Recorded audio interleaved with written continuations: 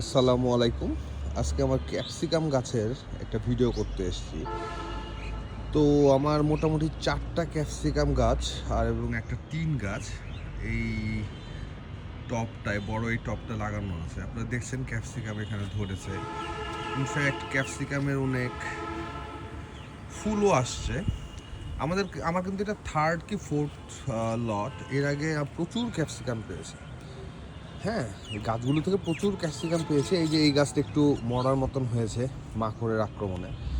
So basically যেটা ভুল হয়েছে যে একটা মানে জায়গাটা একটু ছোট, গাছগুলো অনেক বড় হয়, এটা জানতাম না। এটা একটু বড় স্পেস দিলে ভালো হতো।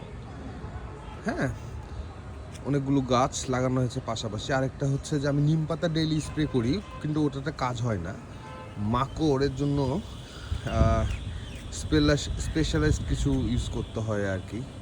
এমিটাফ, ভার্টিমেক এইসব আর কি। তো কিন্তু ওগুলো আমি খুব কম স্প্রে করি, মাসে দু একবার।